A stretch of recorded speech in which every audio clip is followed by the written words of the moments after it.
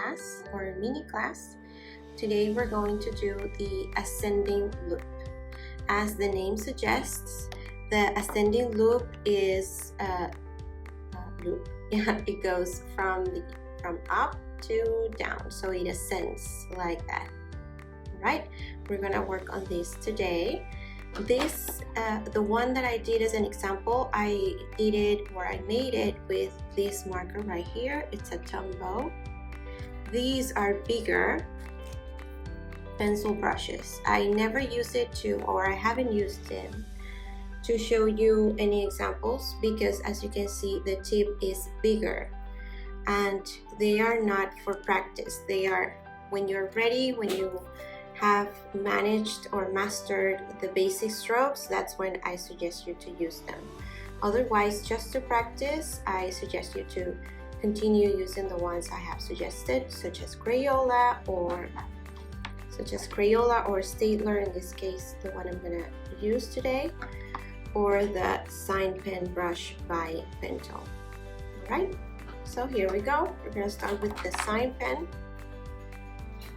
And this one, as I said before, you go up and then down. As you know, when we go up, it has to be a thin line, and then we go down thick.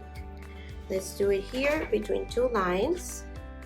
We go up thin and down thick. All right, again, up thin and down thick. There are many variations of this one, of the ascending loop. I'm gonna show you. So in case you do it thicker or chubbier at the top, that's all right, as this one.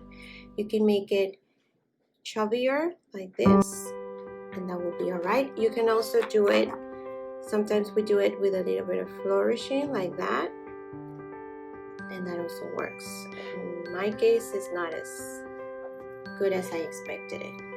And then if we use the Staedler pen, this one right here, it's the same movement again, but now it will be a little bit bigger. So again, we start thin and thick, thin and thick. I'm gonna do it again. Thin and thick. Remember that all you have to change is the pressure you put on the pen or the marker, and the marker needs to be in a parallel position to the page, like this. There you go. If it's not perfect, that's all right, and keep practicing.